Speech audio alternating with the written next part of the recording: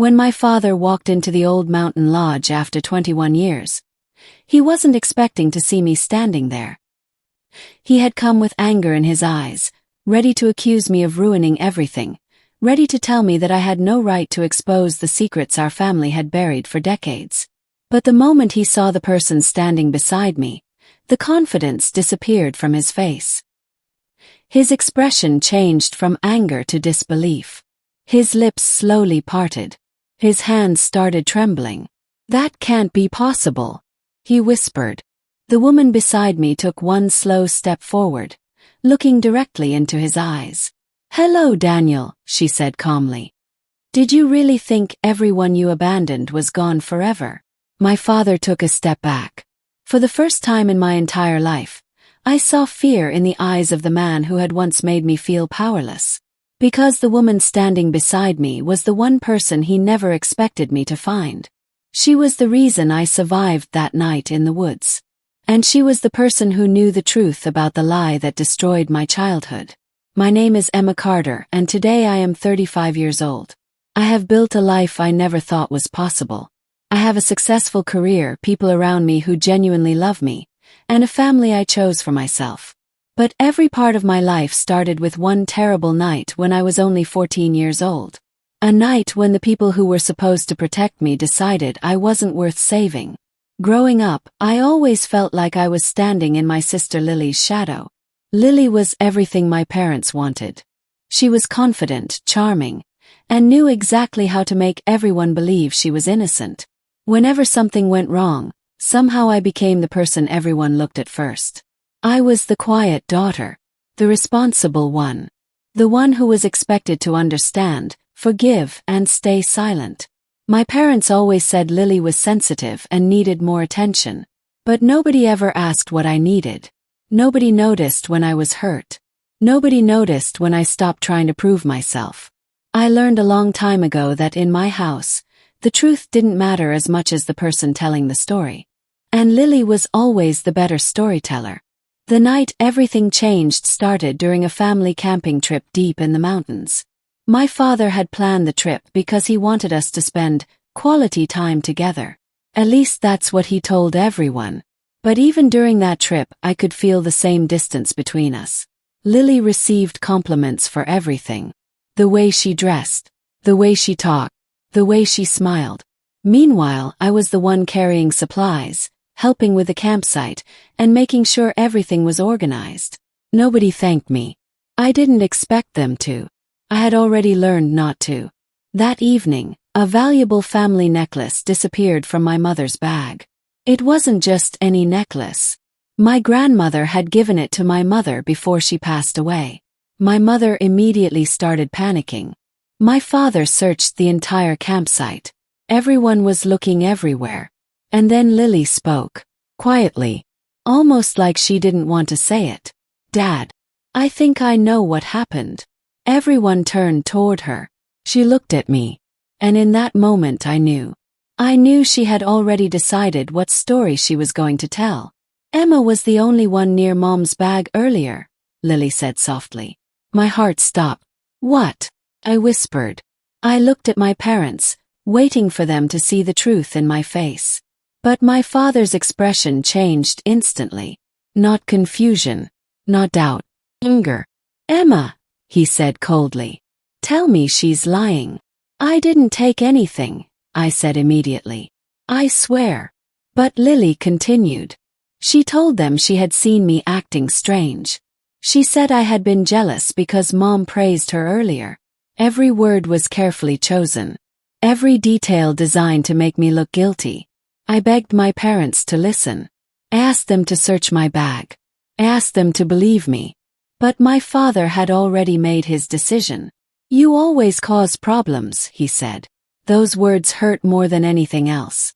Because at that moment, I realized he wasn't trying to find the truth. He was looking for someone to blame.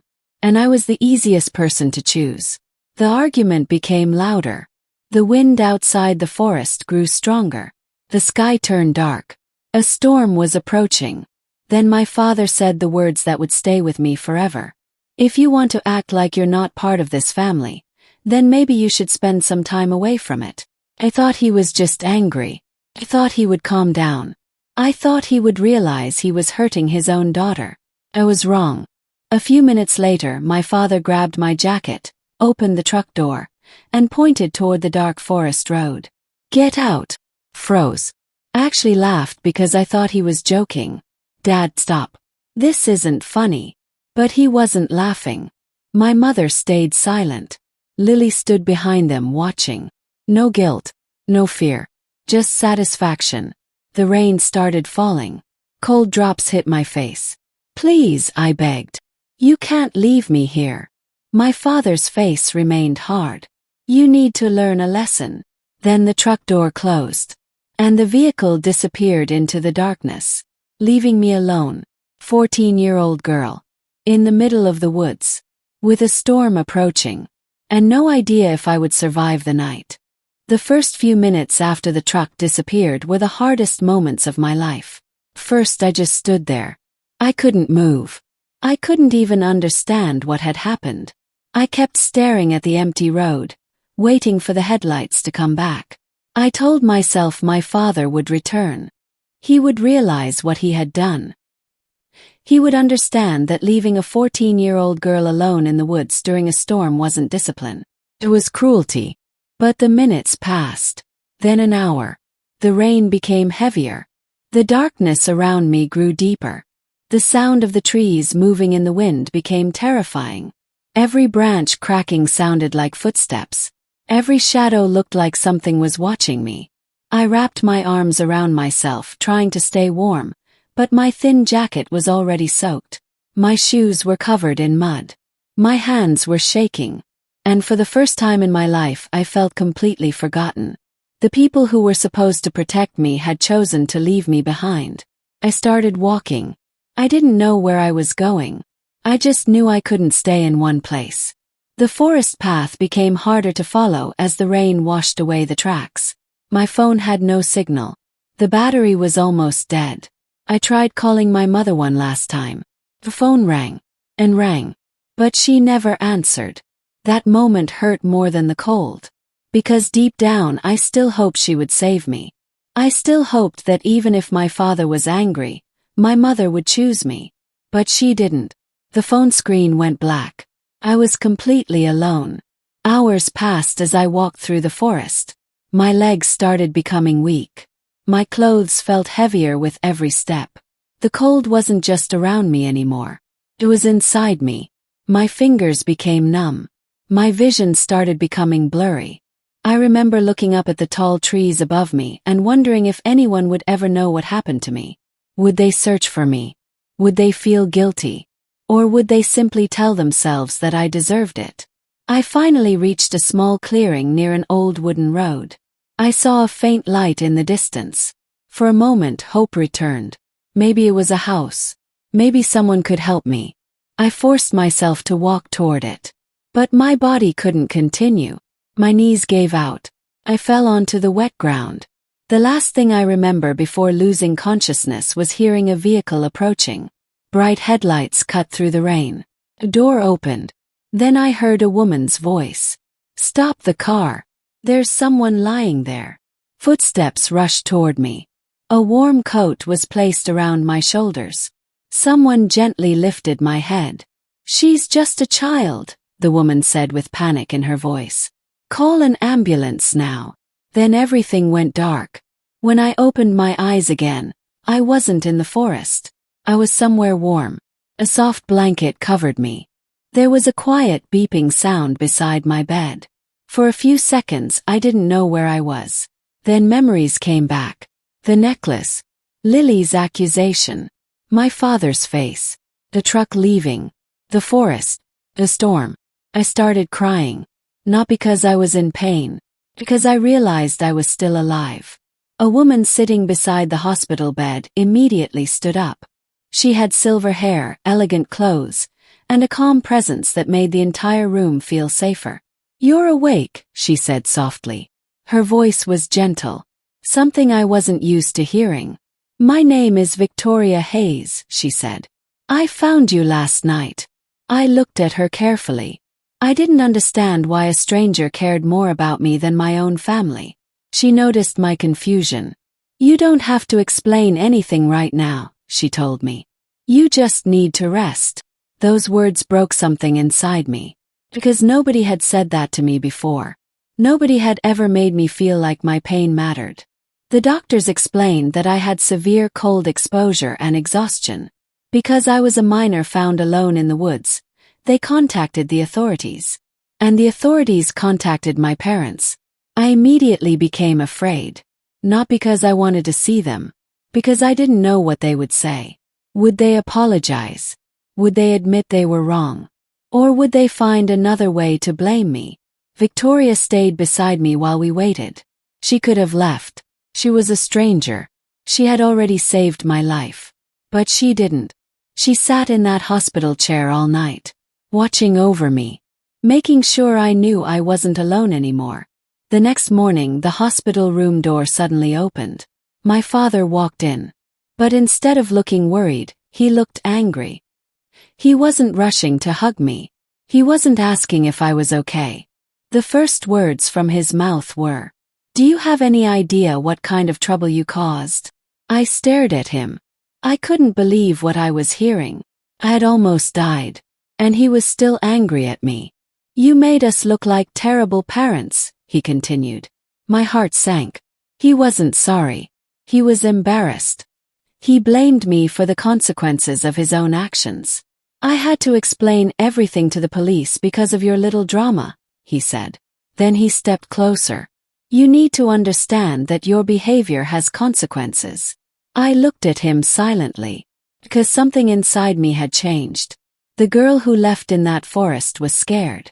But the girl sitting in that hospital bed was starting to understand something. The problem was never that I wasn't good enough. The problem was that they never wanted to see my worth. My father continued shouting. He didn't notice Victoria sitting quietly in the corner. He was too focused on making me feel small. Until Victoria finally stood up. Slowly, and said one sentence that changed everything. "That's enough." My father turned around. And the moment he saw her face, the anger disappeared. His expression changed completely, like he had seen something impossible. His mouth opened slightly. The color drained from his face. Because he knew this woman.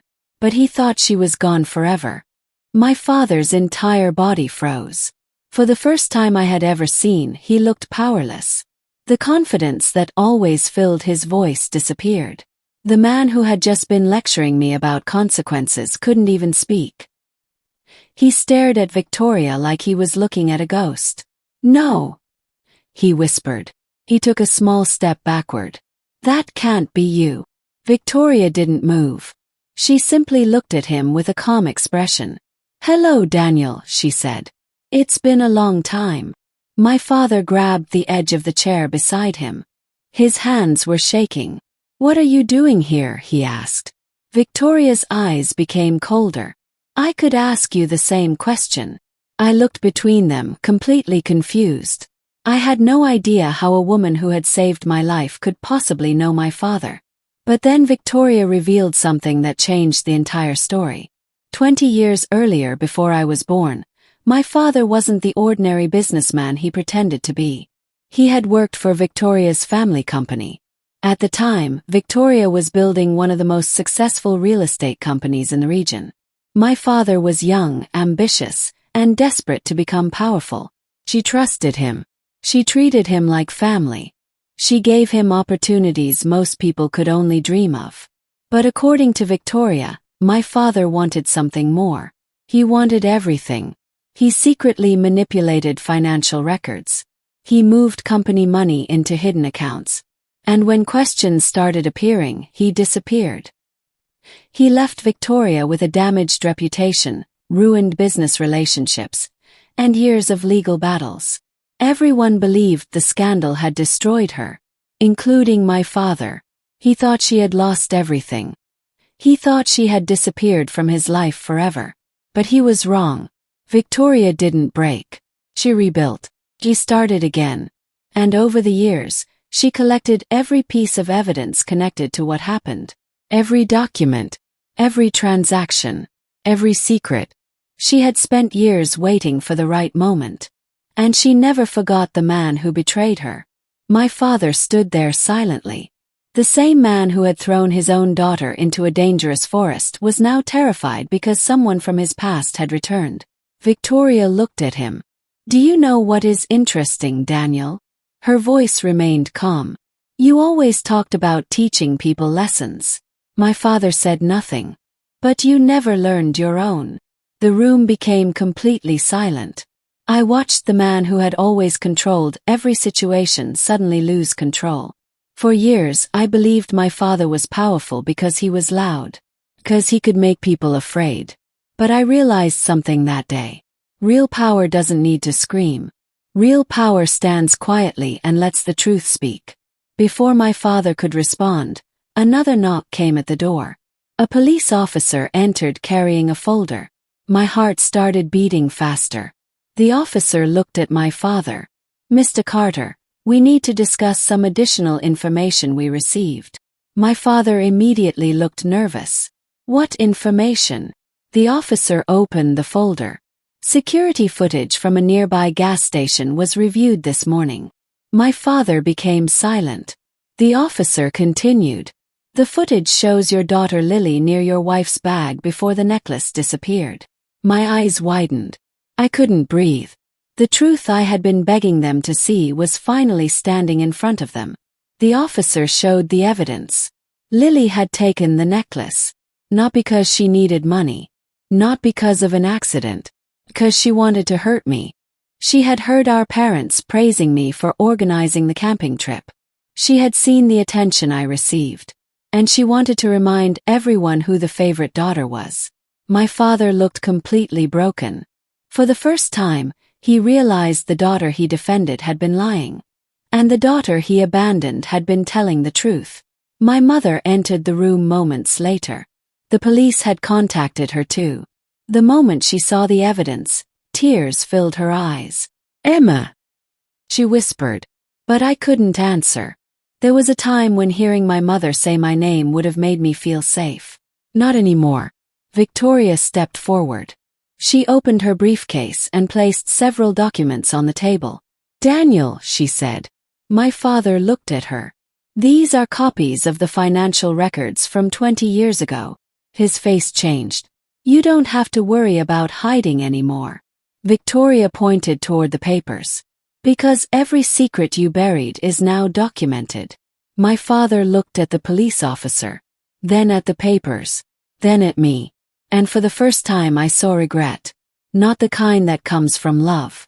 The kind that comes when someone realizes they have lost control. Victoria looked at me.